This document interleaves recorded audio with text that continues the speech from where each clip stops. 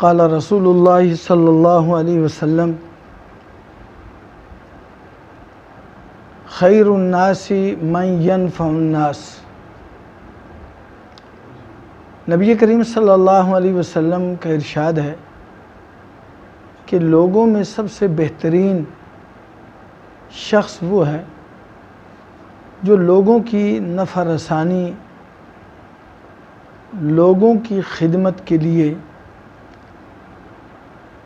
اپنے آپ کو وقف کیا ہوا ہو۔ معاشرے کے اندر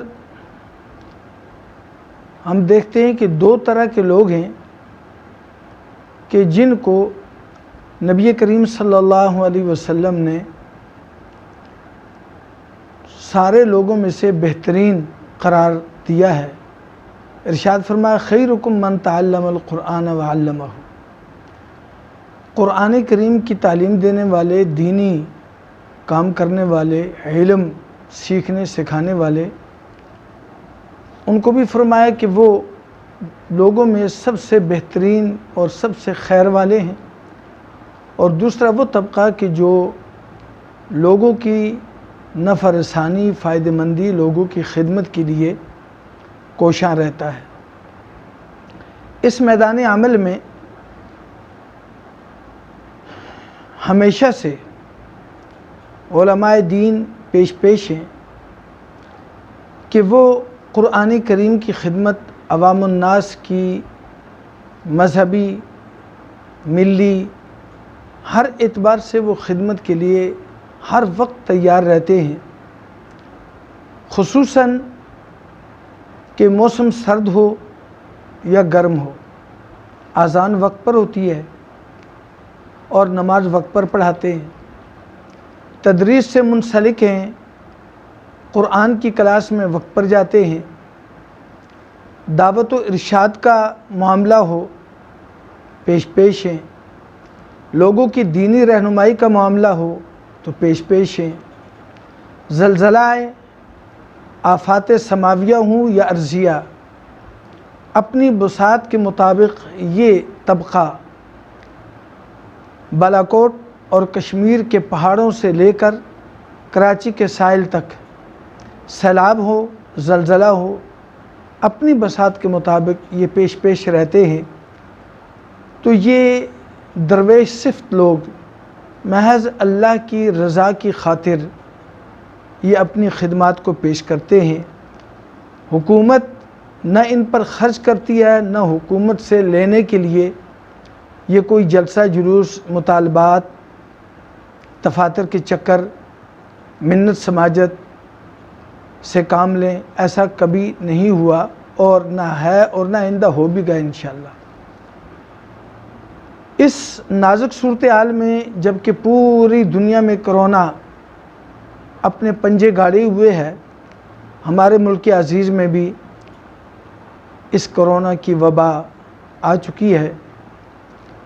حکومت وقت جو بھی فیصلے عوام کی نفع رسانی کے لیے کرتے ہیں، فائدے کے لیے کرتے ہیں، تحفظ کے لیے کرتے ہیں، تمام علماء اکرام حکومت کے ساتھ شانہ بشانہ ہیں اور اپنے فرائض بڑی خوش اسلوبی کے ساتھ نبھاتے ہیں۔ لیکن مسئلہ یہ ہے کہ علماء کا کام اذان کا دینا ہے، نماز کا وقت پر پڑھانا ہے، درس دینا ہے، مساجد کی آباد کاری۔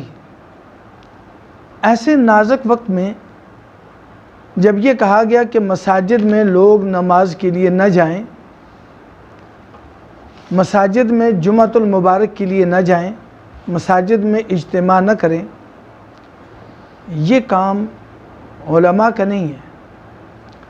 اگر اس کھلے اعلان کے باوجود لوگ مساجد میں آتے ہیں اور قرآن کریم کی تلاوت، دعاؤں کے اہتمام، اللہ کے سامنے سجدہ ریز ہونے کے لیے آتے ہیں، پوری انسانیت کے لیے اللہ سے گڑ گڑا کر مانگنے کے لیے آتے ہیں، تو اس کی سزا علماء کو دینا یہ بالکل ہی ایسی بات ہے کہ عقل اس کو تسلیم نہیں کرتی. یہ ظلم کے زمرے میں آتی ہے کہ ان کا یہ کام نہیں ہے کہ لوگوں کو وہ مساجد میں آنے سے روکیں، دروازوں پہ امام صاحب کھڑے ہو جائیں، عالم کھڑا ہو جائے، مفتی کھڑا ہو جائے، لوگوں کو یہ کہے کہ آپ مسجد کے اندر نہ آئیں. اس نے اپنی نماز پڑھنی ہے اور اس کے پیچھے اگر آ کر لوگ کھڑے ہو جاتے ہیں تو سزا اس کو ملے گی. اس لیے ہمیں بے انتہا افسوس ہوا کہ جمعۃ المبارک میں مساجد کے باہر لکھ کر لگا دیا گیا، اعلان ہوئے، ساری میڈیا نے اعلان کیا، حکومت نے کیا. سب کچھ ہونے کے باوجود عوام مساجد میں آئے. علماء نے نماز پڑھنی تھی، انہوں نے پیچھے پڑھ لی، علماء پر FIR کٹ گئی. کتنی افسوس کی بات ہے. کاش کہ ہمارے وطن عزیز کے ارباب اقتدار ملیشیا کی گورنمنٹ سے کچھ نہ کچھ ادھار ہی سیکھ لیتے، اور اگر اپنے پاس کوئی منصوبہ بندی نہیں تھی تو وہیں سے کوئی منصوبہ بندی لے لیتے. کہ انہوں نے مساجد میں وہ کام کیا کہ ٹمپریچر چیک کرنے والے بڑی بڑی مساجد کے باہر آ گئے اور اسپرے کرنے والے مساجد میں داخل ہونے والوں پر اسپرے کرتے رہے، اور بالکل معمول طریقے سے مسجدیں کچا کچ بھری رہیں اور وہ اللہ کے سامنے گڑ گڑاتے رہے. اور ہمارے یہاں اس کا بالکل عکس ہو گیا. جن لوگوں کو ہم فالو کرتے ہیں وہ تو قرآن کریم کو سینے سے لگانے، ان کے صدور وہ مساجد میں آنے، سجدوں میں پڑھنے، لوگوں کو اس کی ترغیب دینے، اور اٹلی کے لوگ سڑکوں پر آ کر لا الہ الا اللہ اس کا ورد کر رہے ہیں، اور جگہ جگہ پر انہوں نے سمجھ لیا کہ یہ ہمارے بس میں نہیں ہے، یہ خالق کائنات ہی اس کو دور کر سکتے ہیں. تو وہ تو اللہ کے سامنے سجدہ ریز ہو گئے، اور ہماری حالت یہ کہ ہم اللہ کے گھر سے منع کرتے ہیں.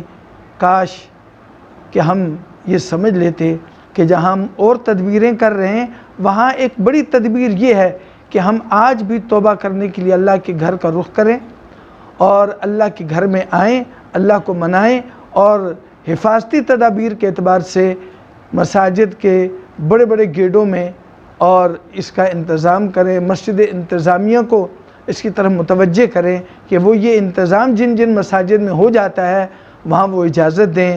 تو میں بے انتہا مشکور ہوں ان لوگوں کا کہ جنہوں نے ان علماء کی رہائی کے لیے کوششیں کی، اور ہمارے بھی جمعیت علماء اسلام کے مولانا منظور فقیری صاحب واقعتاً فقیر ہیں.